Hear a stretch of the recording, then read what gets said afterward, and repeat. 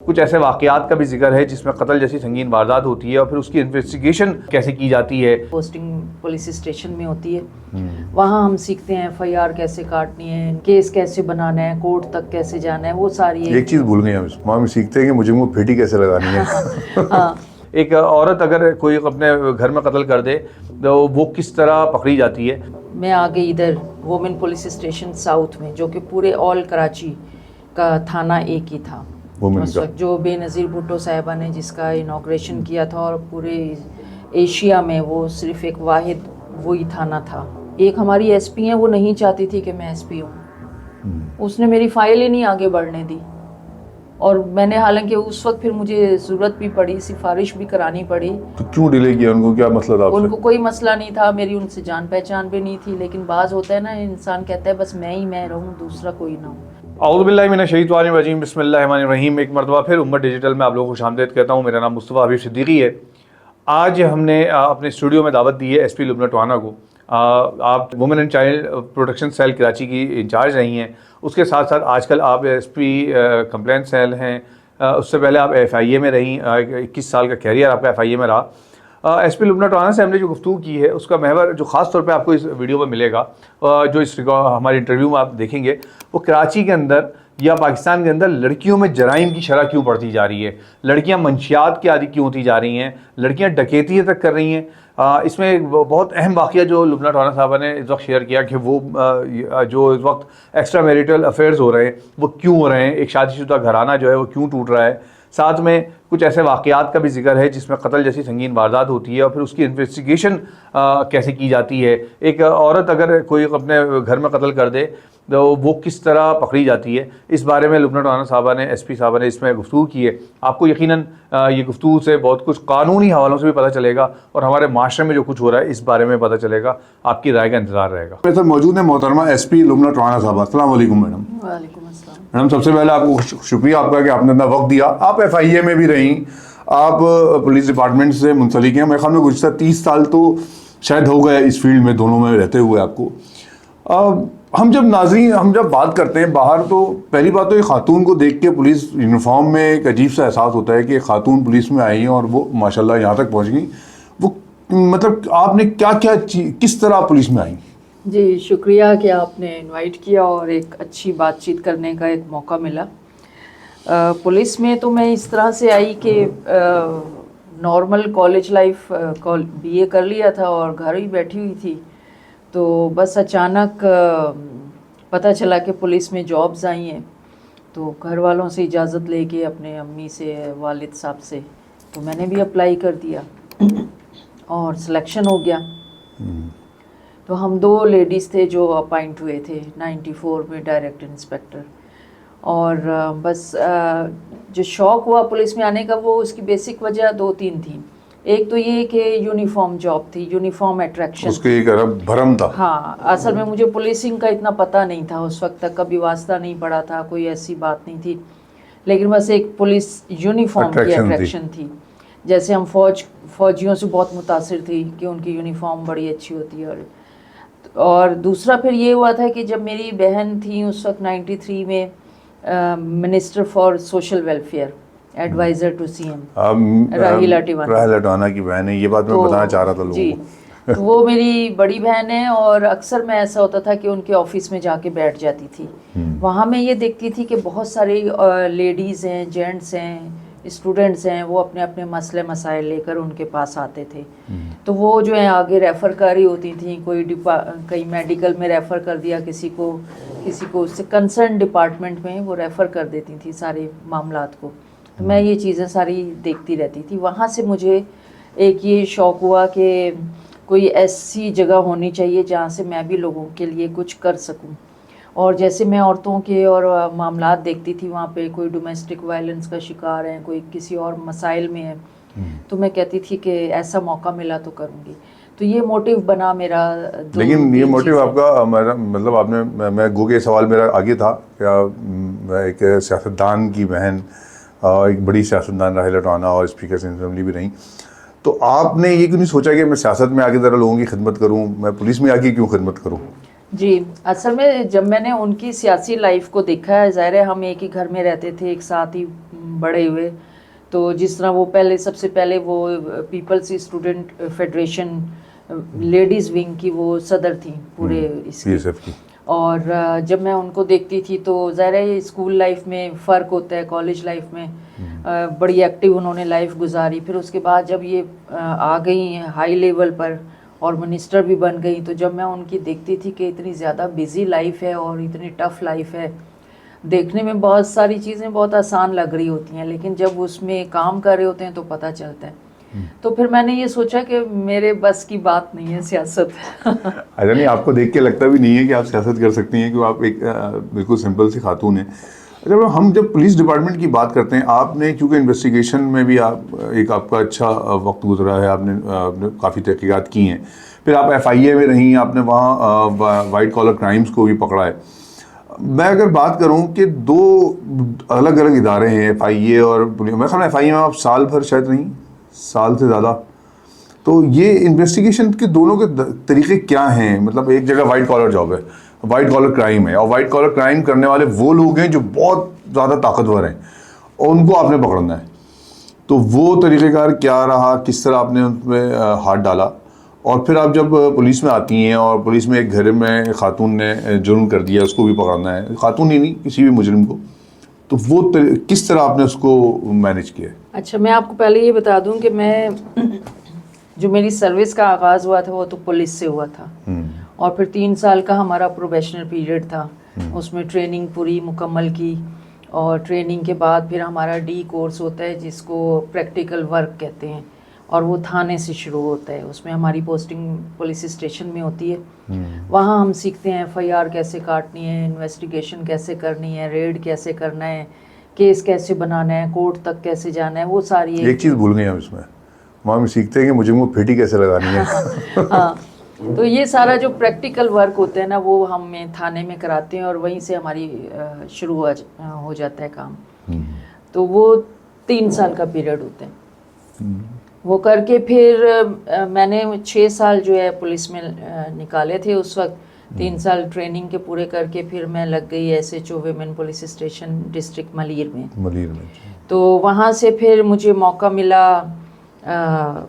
मैं आ गई इधर वुमेन पुलिस स्टेशन साउथ में, जो कि पूरे ऑल कराची का थाना एक ही था उस वक्त, जो बेनज़ीर भुट्टो साहिबा ने जिसका इनॉग्रेशन किया था, और पूरे एशिया में वो सिर्फ एक वाहिद वही थाना था जहाँ से इब्तदा हुई है लेडीज़ के अलग थानों की। और पहली आप वुमेन पुलिस स्टेशन की पहली नहीं, मैं वहाँ पे पहली नहीं थी, मैं वहाँ चौथे नंबर पे थी। वहाँ जो सबसे पहली SHO लगी थी उनका नाम था फ़ारूक सुल्ताना।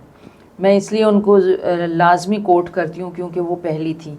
अमूमन ऐसा होता है कि जैसे जैसे वक्त गुजरता है लोग पिछले लोगों को भूल जाते हैं, लेकिन मैं उन्हें याद रखना चाहती हूँ।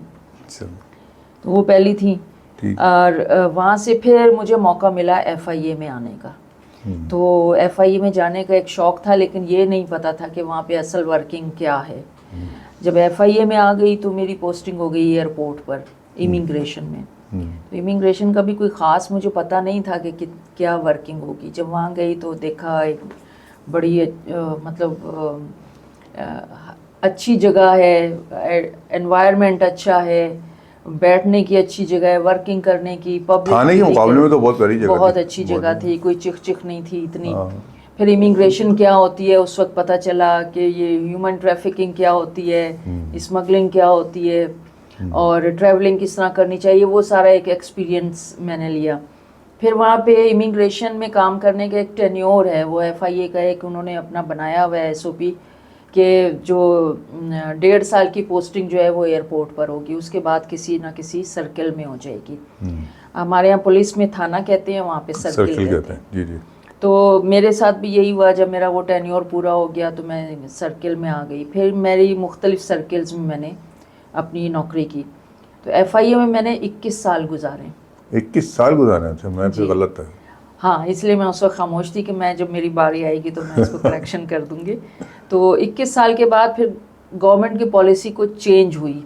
कुछ लोगों ने उसमें किया हुआ था जो इलीगल आए हुए थे। इलीगल से मुराद ये थी, FIA का एक सर्किल बना हुआ है, उसके अंदर 5 डिपार्टमेंट ऐसे हैं जो कि FIA के साथ मिलके काम कर सकते हैं। उसमें एक FIA का ओरिजिनल अपने لوگ ہیں جو ان کے اپائنٹ ہوئے تھے 1974 میں جب FIA انہوں نے بنائی تو اس کے بعد جو اپائنٹمنٹس ہوئے ان کو ہیلپ کرنے کے لیے یا ان کو اسسٹ کرنے کے لیے یا ان کو آگے چلانے کے لیے سندھ پولیس جو ہے پورے آل پاکستان کی پولیس جو ہے اس میں ان کے ساتھ کام کرے گی.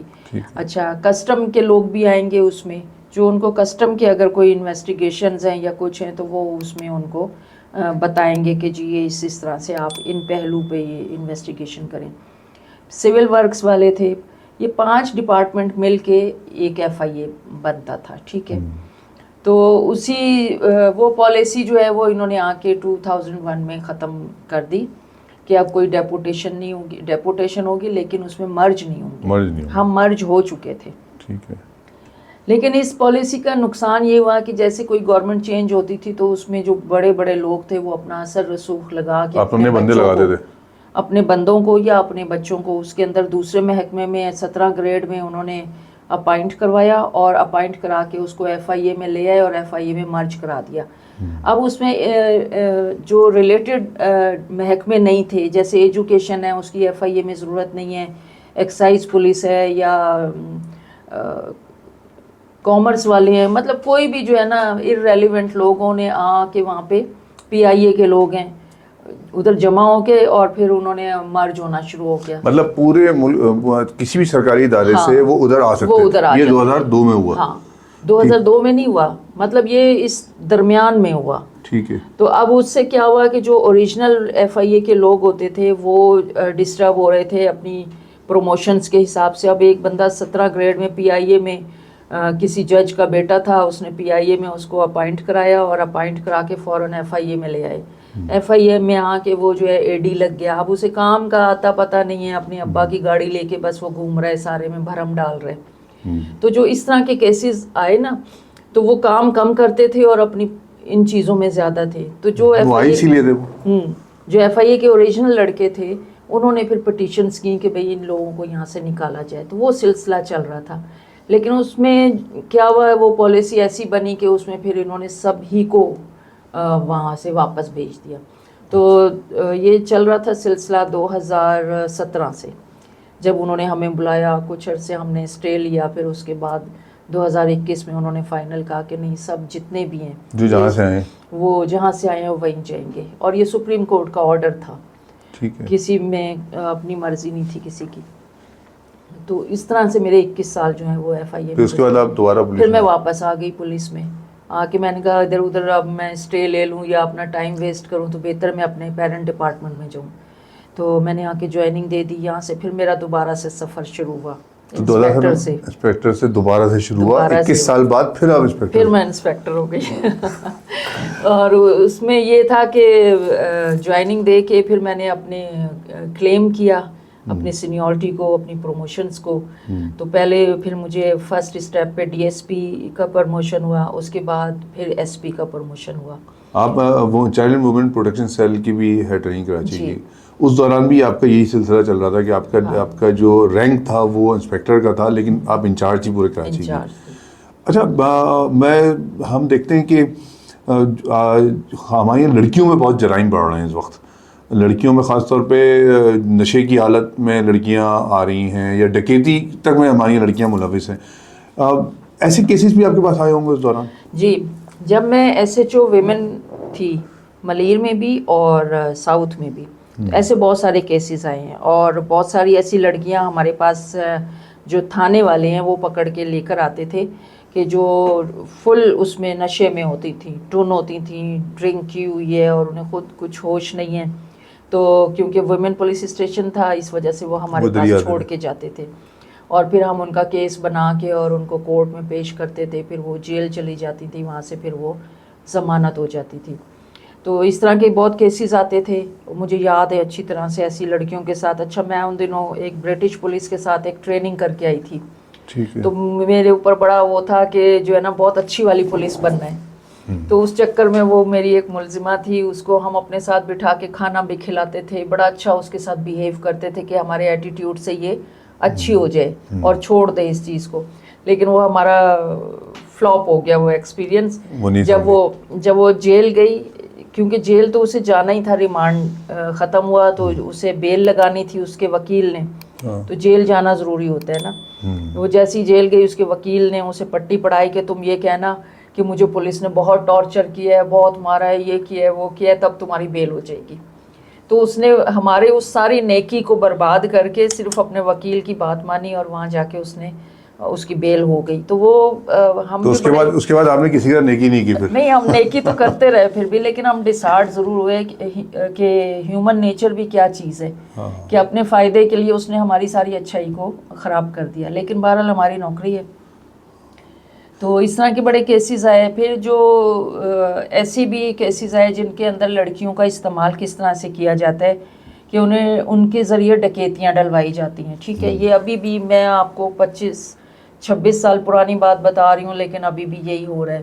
لڑکیوں کو اس طرح استعمال کرتے ہیں، زیادہ ان کے بوائے فرینڈز ہی ہوتے ہیں کہ ان سے دوستی کے بعد ان میں تھرل ڈالنے کے لیے یا کسی بھی طرح سے ان کو انہوں نے پھنسا لیا. اب وہ گئے کسی جگہ ڈکیتی ڈالنے، ان کے ذریعے کیا کریں گے کہ گھر کھلوائیں گے، گھر کا دروازہ کھلوا لیا. لڑکی کو دیکھ کے آسانی سے کھول دیتے لڑکی کو. اب وہ لڑکی بھی کیا کرے گی، وہ ضروری نہیں ہے ایسے جا کے، وہ کبھی ہو سکتا ہے اس کے ہاتھ میں کوئی ڈبہ دے دیا ہو، جی یہ سرف کا ڈبہ ہے، ہم یہ پروموشن چلا رہے ہیں، اس کو سیل کرنی ہے، اس پہ آپ یہ لے لیں. اس طرح کا کوئی کر کے کوئی ایسی عورت کو برقع پہنا کے لے جائیں گے، وہ جا کے دروازہ کھٹکھٹائے گی، جی میں بہت پریشانی میں ہوں، میری کوئی مدد کر دیں. اب وہ مدد کے لیے کوئی دروازہ کھولے گا تو وہ ساتھ ہی اندر انٹر ہو جائیں گے. تو وہ پورا پہلے سے انہوں نے ایک پلان کیا ہوتا ہے، لیکن اس میں عورتوں کو استعمال کرتے ہیں. ان عورتوں کا اتنا کام ہوتا ہے کہ یہ دروازہ کھلوانے تک ہوتی ہیں، ٹھیک ہے، یا گھر کے اندر انٹر ہونے تک ہوتی ہیں. پھر وہ جاتے ہیں ڈکیتی کرتے ہیں، واپس آ جاتے ہیں. نہیں تو وہ عورتیں جو جن کو استعمال کرتے ہیں لڑکیاں، عموماً آپ نے ابھی ذکر کیا کہ بوائے فرینڈ وغیرہ زیادہ استعمال کرتے ہیں. ہمارے یہاں یہ زیادہ ٹرینڈ ہے کہ وہ لڑکی جو ہے وہ عشق و محبت کے جھانسے میں آ کے وہ زیادہ کر لیتی ہے. اب وہ لڑکی جو انوالو ہوتی ہے وہ کس حد تک چلی جاتی ہے؟ کبھی آپ نے کوئی ایسا کیس ڈیل کیا ہے جس میں لڑکی نے کبھی آپ سے اعتراف کیا ہو کہ ہاں میں یہاں تک چلی گئی تھی اور اس نے اتنا ورغلایا مجھے؟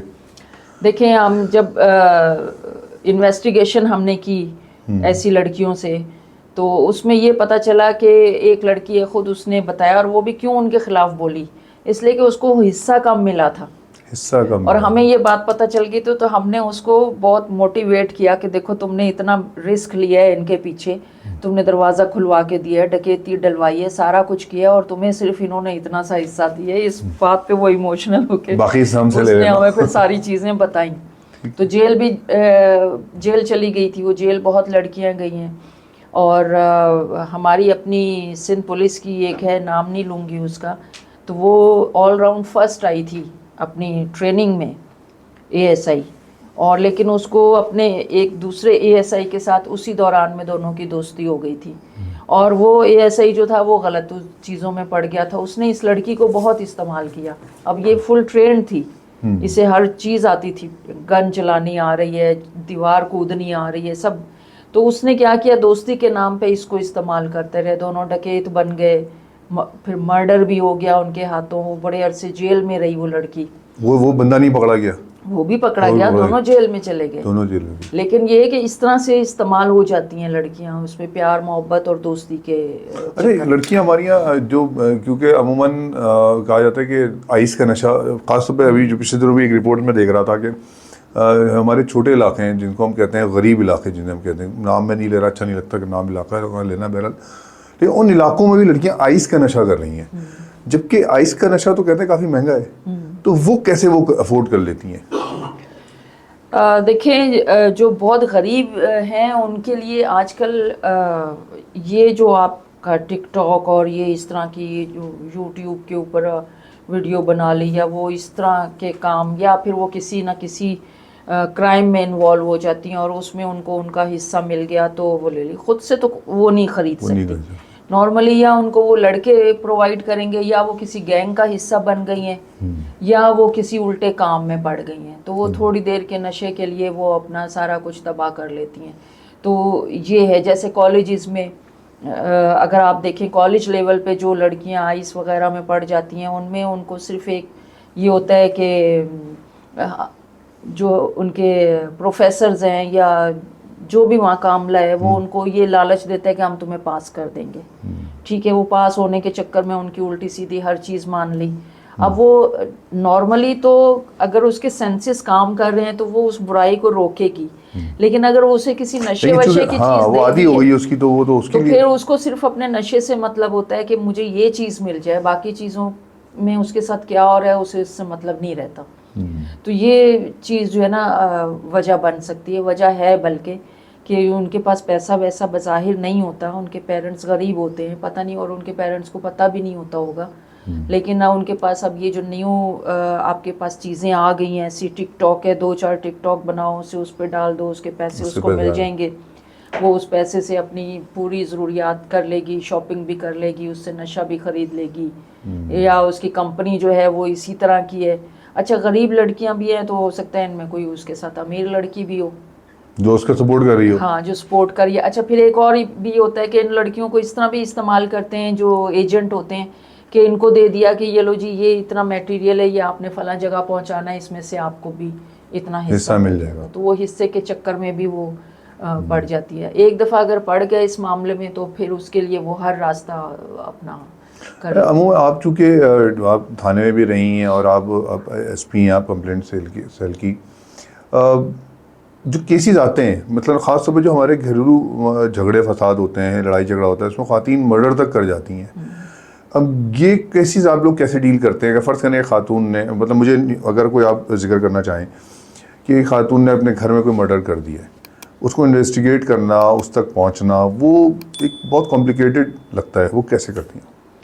دیکھیں مرڈرز جو ہیں اس میں 2-3 طرح سے ہوتے ہیں. ایک مرڈر ہوتا ہے کہ فوراً پتہ چل جاتا ہے کہ اس کو کس چیز سے مارا گیا ہے, کون اس کو مار سکتا ہے, آس پاس کی چیزوں سے ادھر ادھر سے, یا کوئی خود ہی جو گھر والے ہوتے ہیں وہ کوئی نشاندہی کر دیتے ہیں, یا آس پڑوس والے کر دیتے ہیں, جس کے سامنے مرڈر ہوا وہ آ جاتا ہے سامنے کہ جی میں آئی وٹنس ہوں, میرے سامنے اس نے اس کو مارا, اس وجہ سے مارا.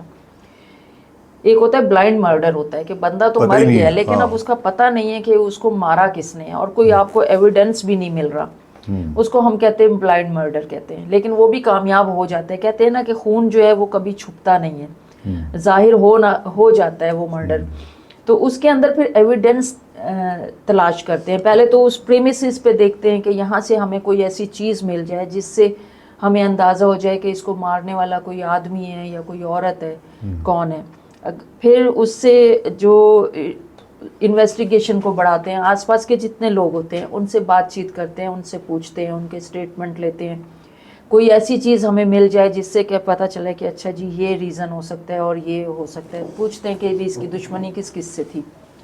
اب اگر کوئی باہر کا کوئی دشمن نہیں ہے تو پھر اندر کے دشمن تلاش کرتے ہیں کہ اندر کون کون سے ایسے ہیں. پھر اندر میں بھی کون ہو سکتا ہے, کوئی رشتہ دار ہے یا کوئی گھر کا ہی بندہ ہے, کوئی باپ ہے, بیٹا ہے, بیٹی ہے, بیوی ہے, ماں ہے, کون ہے, کیونکہ ہر طرح کے ہوتے ہیں. میں آپ کو بتاؤں, ایک میں سکھن تھانے کا کیس تھا میرے پاس.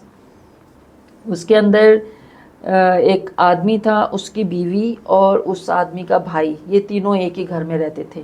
اس کے 6 بچے تھے. ٹھیک ہے, اب اس کی بیوی, وہ تو چلا جاتا تھا اپنے کام پہ, بیوی کا چکر تھا اس کے چھوٹے اپنے دیور سے. اب انہوں نے کیا کیا کہ سوچا کہ آگے لائف کو کیسے بنائیں. تو اس آدمی کو چائے میں اس نے کوئی چیز پلا کے دی تاکہ یہ بے ہوش ہو جائے. جب وہ بے ہوش ہو گیا تو انہوں نے کیا کیا کہ یہ جو تار ہوتی ہے بجلی کی, اس کو چھیلا اور اس کے ایک طرف سے اس کے پاؤں کے انگوٹھے میں باندھ دی اور دوسرا سوئچ میں لگا دیا.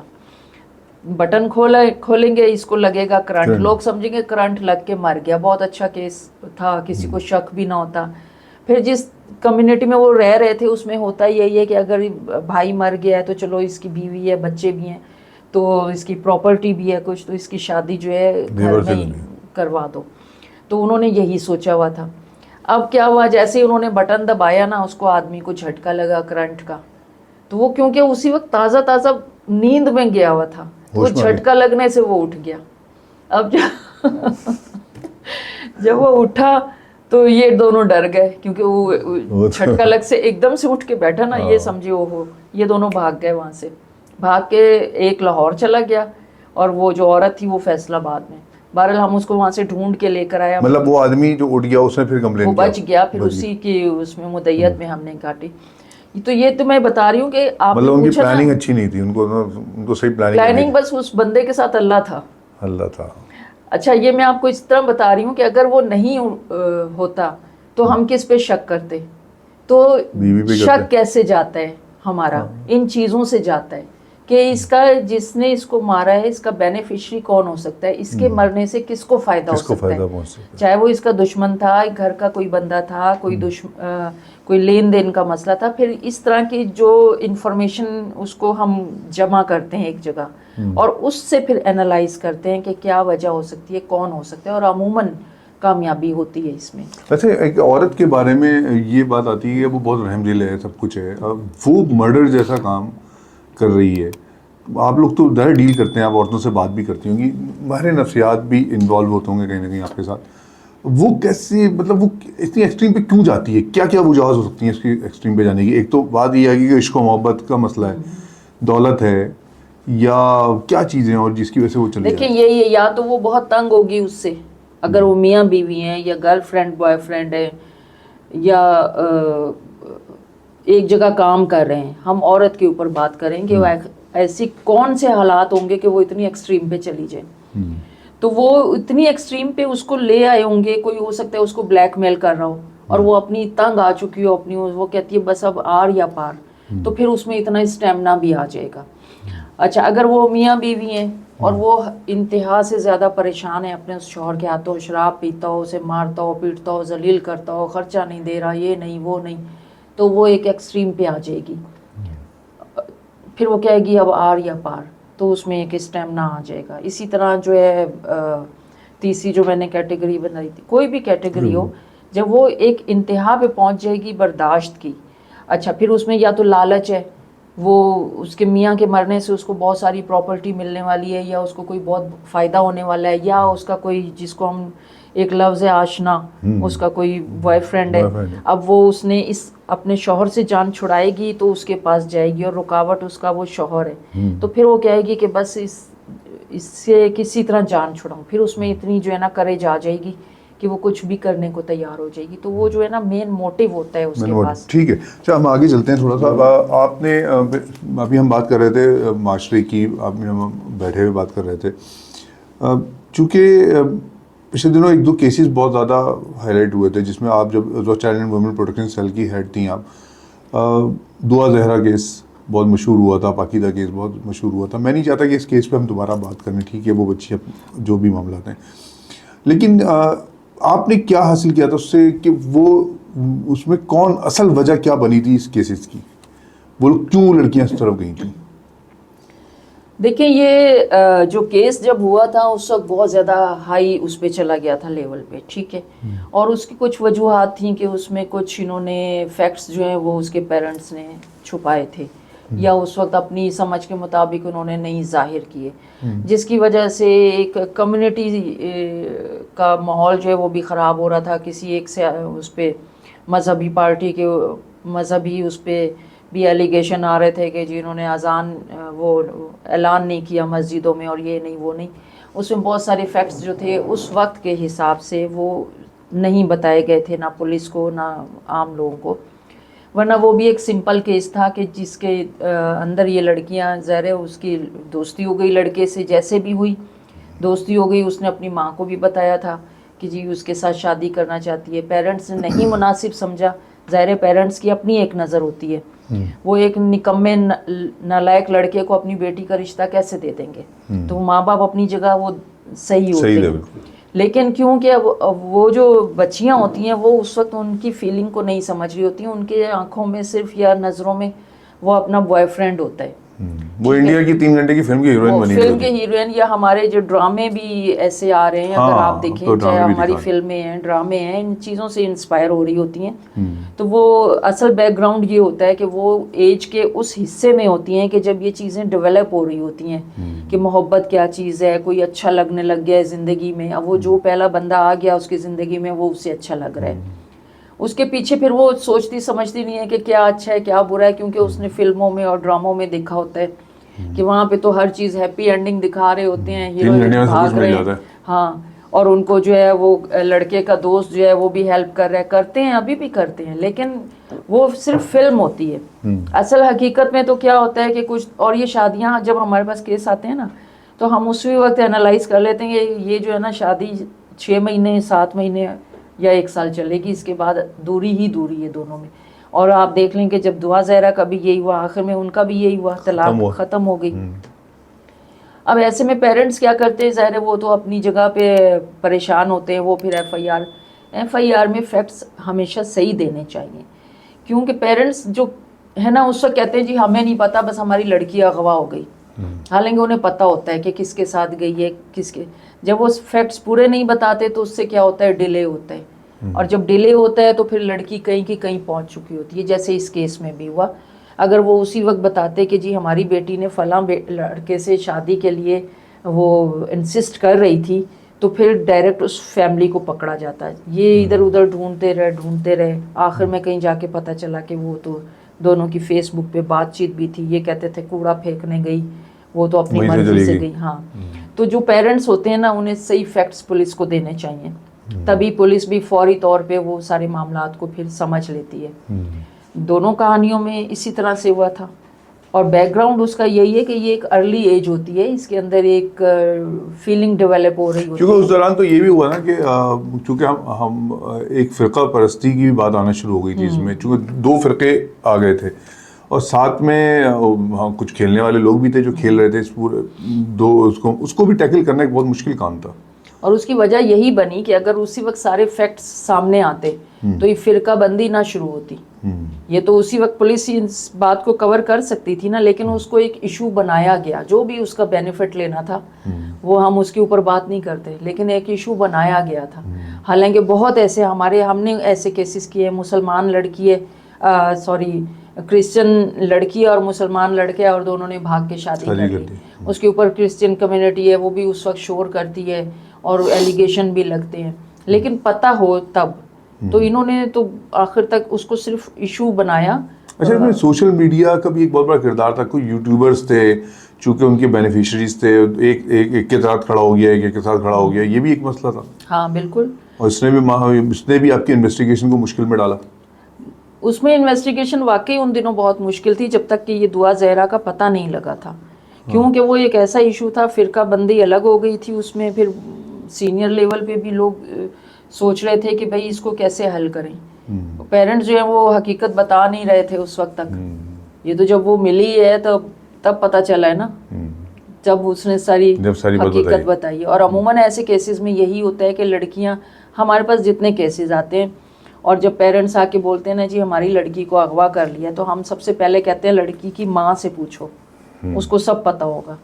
کیونکہ لڑکی کہ اگر گھر کے اندر کوئی دوست ہوتا ہے تو وہ اس کی ماں ایک ایسی سپورٹ ہوتی ہے جس سے وہ اپنے دل کی بات کر لیتی ہے. ماں نہیں ہوتی تو کوئی اس کی بڑی بہن یا چھوٹی بہن ہوتی ہے, اگر وہ بھی نہیں ہے تو اس کی کوئی فرسٹ کزن یا اس کی کوئی دوست ہوتی ہے جس کو سارے حالات پتہ ہوتے ہیں.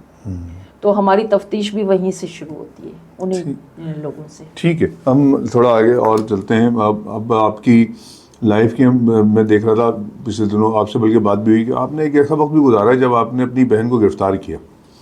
اس بارے میں کیا مطلب, آپ کی بہن ہے اور آپ کو کہا گیا گرفتار کرو. ہم انڈین فلموں میں یا فلموں میں جو دیکھ رہے ہوتے ہیں کہ ایک پولیس آفیسر کو گیا ہے, بڑا فرض شناس آفیسر ہے, اس نے کہا نہیں میں اپنے باپ کو بھی پکڑوں گا اور میں اپنے بھائی کو بھی نہیں چھوڑوں گا. لیکن پریکٹیکلی جب ہم بات کرتے ہیں اور دیکھ رہے ہیں کہ میڈم لبنہ ٹوانا جو ہیں وہ گئی ہیں, ان کو کہا گیا راحیلہ ٹوانا کو گرفتار کرنا ہے اور آپ نے ان کو گرفتار کیا ہے. ہاں, یہ اچھا مزے کا واقعہ ہوا تھا اس دن. اصل میں ہم نواز شریف صاحب کا کیس چل رہا تھا 97 میں, جب ان کے اوپر معاملات چل رہے تھے.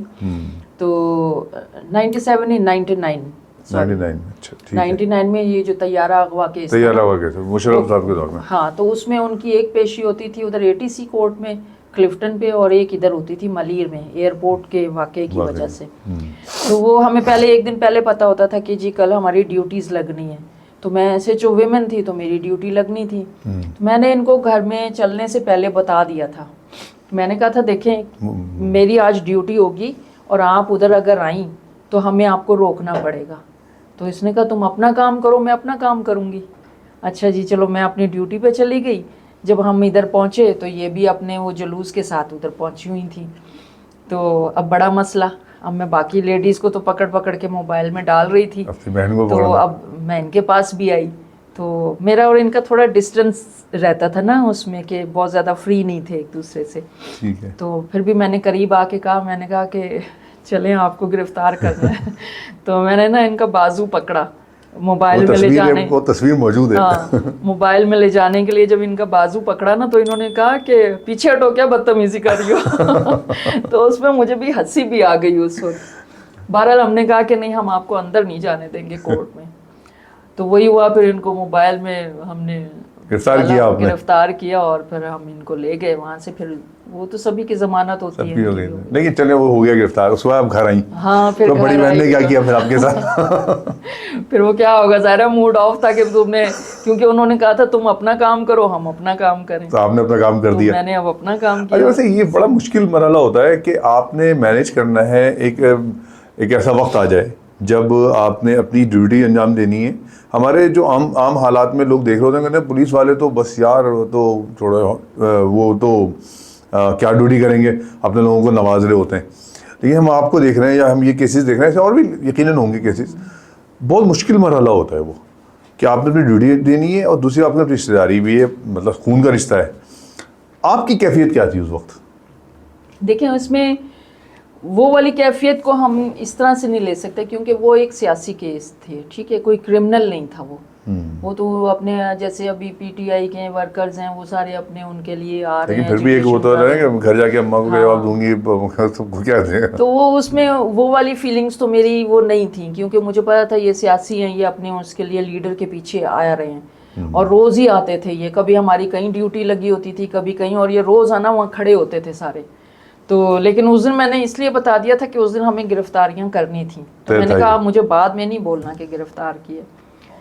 अच्छा। लेकिन जो आपकी बात है कि ऐसे लोग पुलिस में, बल्कि हर महकमे में ऐसे होते हैं कि जो अपने रिश्तेदारों को या अजीज़ों को उनकी गलत काम पे सपोर्ट नहीं करते. बहुत से ऐसे हैं. मैं भी अपने, अगर मेरा कोई भी जानने वाला हो, करीबी भी हो, तो मैं उनसे साफ कहती हूँ कि भाई आपके गलत काम में मेरी कोई सपोर्ट नहीं है. हाँ जायज़ काम है तो मैं आपके साथ चल के जाने को तैयार हूँ, या आपकी फुल हेल्प करने को. तो ये अगर हम सारे ही लोग अगर इस चीज़ को अपना एक असूल बना लें कि जो गलत है तो वो गलत है, तो उसकी किसी भी हाल में हम फेवर ना करें, तो उससे ये होगा कि काफ़ी बेहतरी आ सकती है चीज़ें में. मैं खुद इस चीज़ को डिस्करेज करती हूँ कि जो पुलिस वाले हैं वो अपने मिलने वालों को या अपने करीबी कोई है और वो क्रिमिनल हैं, क्राइम में इन्वॉल्व हैं और वो साबित भी हो रहे हैं, और फिर भी उनके पीछे अगर जाते हैं, उनको छुड़ाते हैं या उनको सपोर्ट करते हैं, तो वो बिल्कुल गलत करते हैं. वैसे इसमें मतलब बहुत सारी जगहों पे देखा गया है कि पुलिस ऑफिसर्स जो हैं वो अपने जूनियर्स के साथ बहुत गलत रवैया अपनाते हैं, सख्ती के साथ बात करना, बल्कि मैं खुद एक दफ़ा एक थाने में मौजूद था और वहाँ एक जो SHO साहब थे, जिनका आजकल केस भी चल रहा है, एक वो अब SP वो DSP हो गए थे, वो मुल्क से भाग गए. वो उन्होंने मेरे सामने एक SI को जो गालियाँ देनी शुरू की हैं, तो मैंने बल्कि उनको रोका. मैं कहा भाई क्या कर रहे हैं यार ये, वो ऐसा ही सुन रहा था गालियाँ. तो ये आपका रवैया कैसा होता है, मतलब आपको? अच्छा देखिए, नॉर्मली मेरा रवैया अच्छा होता है, चाहे वो मेरे साथ, अगर हमें पता है ये क्रिमिनल भी है, और अगर जब हम उससे इन्वेस्टिगेशन शुरू करते हैं तो मैं आप जनाब से ही शुरू करते हैं. हाँ ये बात तो बता की बात देते है. हो आप जनाब से? नहीं, कभी भी नहीं बताता. चमाट पड़ गई हमारा. लेकिन ये है कि देखें, अगर जैसे हम अपने सबऑर्डिनेट्स के साथ, हमें कोई, किसी को कोई इख्तियार नहीं है, चाहे वो कितना ही सीनियर हो, उसको ये अलाउ नहीं है कि वो अपने सबऑर्डिनेट के साथ बदतमीज़ी से बात करे या उसको डिग्रेड करे या उसको गाली गलौज करके बुलाए. ये है ही नहीं. लेकिन एक ट्रेंड चल पड़ा है जी हजूरी वाला. अगर किसी ने कोई गलती की है और वो सीनियर के सामने आ गया, अब सीनियर उससे पूछ रहे हैं हाँ भाई तुम्हारी ये गलती है, तुमने क्यों की, वो फिर भी ढीठ बन के खड़ा हुआ है, तो फिर गुस्सा एक आ ही जाता है इंसान को.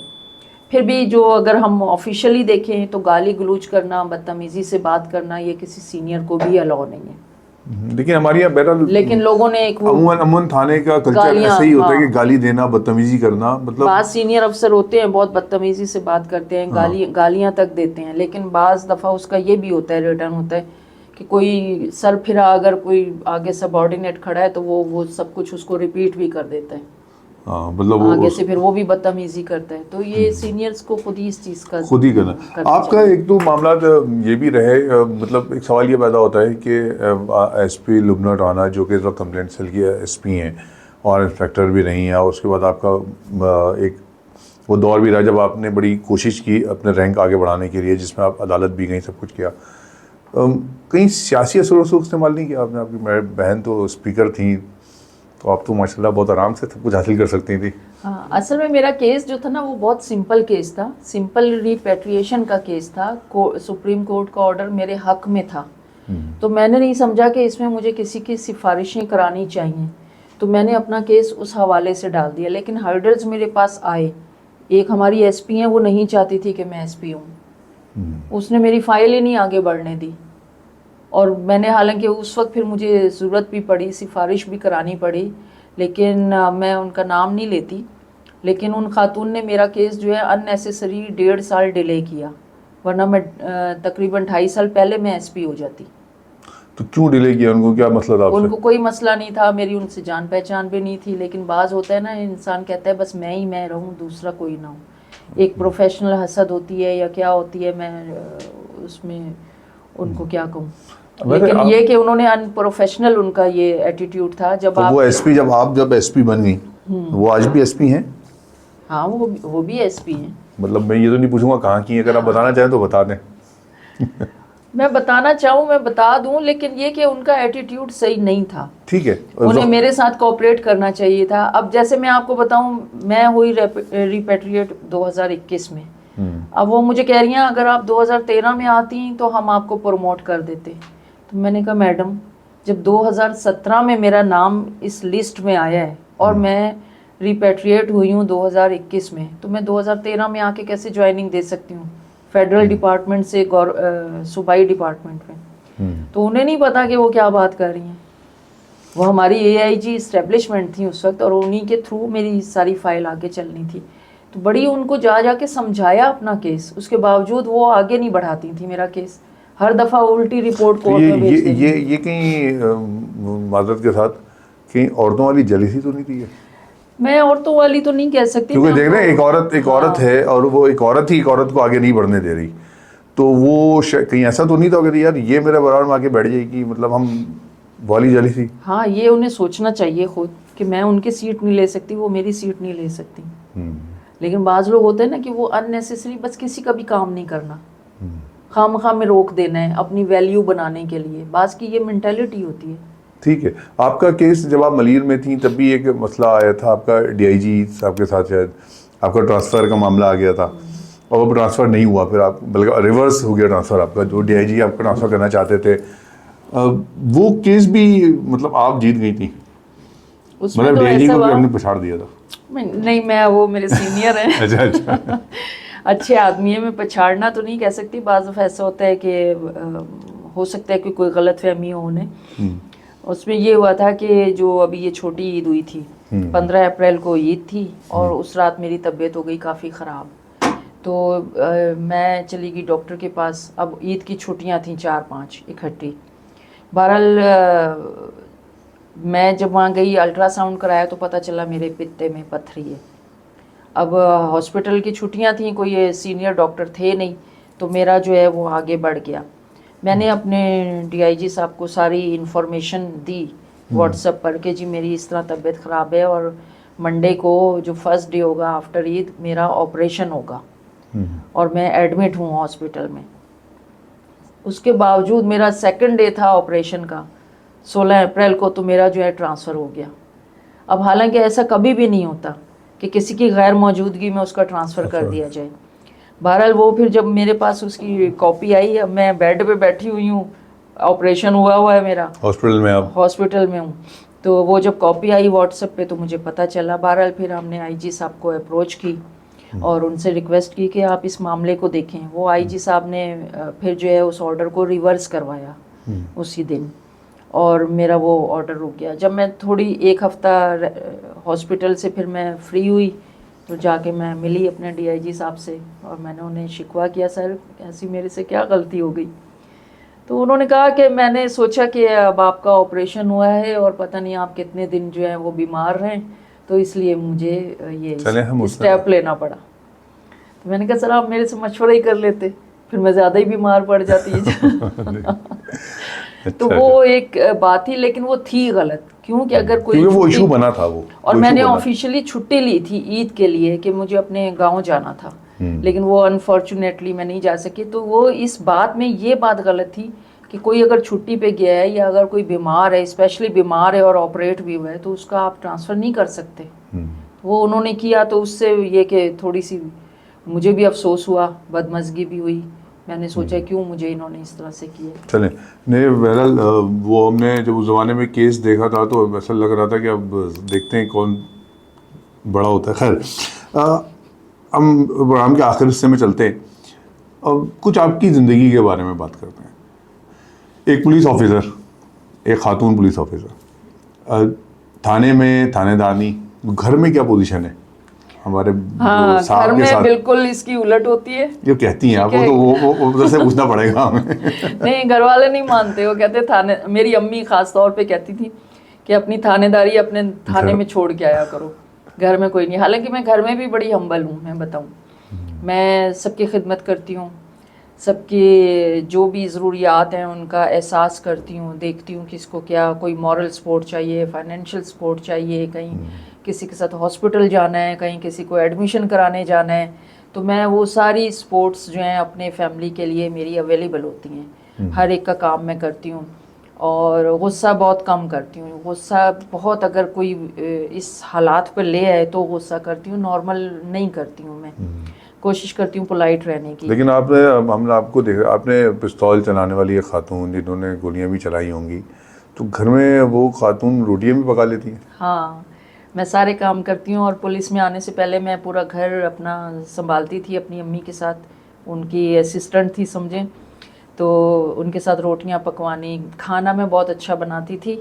اور جو میرے اس زمانے کے جو لوگ ہیں جنہوں نے میرے ہاتھ کا کھایا ہے، وہ ابھی بھی یاد کرواتے ہیں مجھے کہ تم فلاں چیز بہت اچھی بناتی تھی. تو اب بلانا چھوڑ دیا آپ نے؟ اب میں جب سے میری پولیس کی جاب ہوئی تھی پھر میں نے چھوڑ دیا تھا، کیونکہ جو ٹریننگ تھی نا ہماری، تو وہ صبح سے رات ہو جاتی تھی گھر آتے ہوئے، تو تب سے پھر میں نے کام کرنا گھر کا چھوڑا تھا. لیکن ابھی بھی جیسے سنڈے آج یا سیٹرڈے تو 2 دن ملتے ہیں، تو اس میں کوئی نہ کوئی ایکٹیویٹی گھر کی کر لیتی ہیں. تو ویسے کیا چیز ہم اگر آپ بتانا چاہیں تو کون سی چیز ایسی ہے جو کہیں گے ایس پی لبنہ ٹوانا یہ چیز، یہ کھانا بہت اچھا پکاتی ہیں؟ ہاں میں دیکھیں، میں پلاؤ بہت اچھا بناتی تھی جو کہ اب اتنا اچھا نہیں بناتی. پھر میں ساری سبزیاں اچھی بناتی تھی، اور اسٹو ہوتا ہے ایک، اسٹو بہت اچھا، وہ ابھی بھی اچھا بنتا ہے میرے سے. اور آلو گوشت ہے، ساری سبزیوں کے ساتھ ہے، سب کھانے اچھے بنا لیتی ہوں. اچھا ایک پولیس والی، مطلب میں اس لیے سوال کرنا چاہ رہا ہوں کہ ہمارے دیکھنے والے نا اس بات کو، مطلب ایک عورت خاص طور پہ ایک بچی چاہتی ہے کہ میں پولیس میں آتی ہوں، اور وہ پولیس میں آ کے پولیس کی وردی پہن کے، اس کا ایک اٹریکشن ہے، آپ کو دیکھ کے بڑا محسوس ہو رہا ہے کہ ہمارے سامنے پولیس آفیسر بیٹھی ہوئی ہیں. لیکن ہم جب عید بقرعید آتی ہے تو ایک پولیس آفیسر یا پولیس اہلکار کی ایک خاتون جو ہیں وہ عید بقرعید ویسے ہی مناتی عید بقرعید جیسے عام ہمارے گھر کی خواتین مناتی ہیں، مہندی لگا رہی ہیں، چوڑیاں پہن رہی ہیں، یا وہ کہتی ہیں نہیں بھائی میں تو پولیس آفیسر ہوں، میں سب چیزیں نہیں کروں گی. اچھا یہ ڈیپینڈ کرتا ہے کہ کس کی کیا نیچر ہے. بعض لڑکیوں کو بہت فٹ فاٹ رہنا اچھا لگتا ہے، بڑا ڈریسنگ اچھی ہو، زیور پہنے ہو، سب کچھ. پہلے میں بھی یہ سب کچھ کرتی تھی، لیکن جب میں پولیس میں آئی تھی تو میری یہ عادتیں ختم ہو گئیں. وہی تو پوچھنا چاہ رہا ہوں، پولیس میں آنے کے بعد ختم ہو گئی. ہاں یونیفارم کے ساتھ جو ہے نا وہ اچھا نہیں لگتا کہ اب اتنے بڑی بڑی بالیاں پہنی ہوئی ہیں، چوڑیاں پہنی ہوئی ہیں، فل میک اپ کیا ہوا ہے. تو لیکن جب ایسا کوئی اوکیزن آئے تو اس پہ تو تیار ہونا چاہیے، اور ہوتی بھی ہیں لیڈیز، بلکہ ہماری لیڈیز تو بہت اچھا تیار ہوتی ہیں جتنی پولیس میں نے دیکھی ہے. جب کبھی فیملی کوئی گیدرنگ ہو یا کوئی فنکشن ہو تو اس میں ہوتی ہیں سب، کیونکہ دیکھیں وہ جو لیڈیز ہیں نا انہیں فٹ فاٹ رہنے کا، سجنے سنورنے کا، میک اپ کا، یہ شوق ان کے بنیادی شوق ہیں، تو وہ اپنے اس کو کرتی ہیں سارے. میں آپ کو بتاؤں ہمارے جیسے ہمارے گھر کا ماحول بہت ایسا تھا کہ وہاں سیکھنے سکھانے والا تھا. تو میری امی کا یہ نظریہ ہوتا تھا کہ لڑکیوں کو سب کام سکھاؤ. اور جو میری بڑی بہن ہے راہیلہ ٹیوانا، کوئی یقین نہیں کرتا وہ ابھی بھی اپنا کھانا خود بنا سکتی ہیں، بلکہ بناتی ہیں. ان کے کوئی مہمان آ جائیں تو اسپیشل ان کے لیے وہ اپنے ہاتھ سے کوئی نہ کوئی ڈش ضرور بناتی ہیں. اور ان کی امبرائڈری اتنی بہترین ہوتی تھی، پینٹنگ اتنی بہترین کرتی تھیں، مطلب بہت جو جتنے گھریلو کام ہوتے تھے نا سارے بہت بہترین کرتی تھیں. ٹھیک ہے. اور کوئی لوگ دیکھ کے یقین نہیں کرتے کہ یہ ایڈوائزر بھی رہی ہیں اور ڈپٹی اسپیکر بھی رہی ہیں تو انہیں یہ کام بھی آتے ہیں. لیکن اگر آپ ان کے گھر کبھی جانا ہو تو آپ دیکھیں ان کے اپنے ہاتھ کی پینٹنگ لگی ہوئی ہے، اپنے ہاتھ کی امبرائڈری کی ہوئی ہے انہوں نے بہترین قسم کی، سلائی کڑھائی. مطلب ہماری والدہ نے ہمیں آپ سارے کو کام گھریلو گھر کے کام بھی سکھائے ہیں. ساری بہنوں کو ہمیں یہ سارے کام سکھائے. چلیے، یہ تو بڑا مطلب ہم دیکھنے والوں کے لیے بھی کہ ایک ایسی پولیس آفیسر جو کہ مجرموں کو سیدھا کرتی ہیں تو وہ کھانا وانا بھی بہت اچھا بنا لیتی ہیں. بہرحال آپ کا شکریہ ادا کرتے ہیں، ہمارے ساتھ آپ نے اتنا وقت دیا. اور اس میں عمر ڈیجیٹل میں ہم چاہیں گے گائے بغائے دوبارہ ہم آپ کے ساتھ بیٹھتے رہیں. آپ نے یقیناً سنا ہوگا عمر ڈیجیٹل کی کوشش یہی ہے کہ ہم جہاں اس میں مسائل پہ بات کریں، ہم ساتھ ساتھ کچھ ہلکی پھلکی گفتگو بھی رکھتے ہیں. آپ کی رائے کا اظہار رہے گا، ہمیں سبسکرائب کیجیے گا.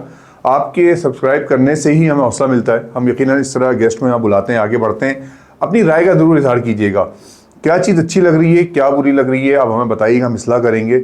کن کو اور بلائیں، کن کو آگے لے کے جائیں، اس کے بارے میں اپنا رائے کا اظہار کیجیے گا. انشاءاللہ آپ سے اگلے کسی مہمان کے ساتھ بہت جلد ملاقات ہوگی. بہت شکریہ. اللہ حافظ.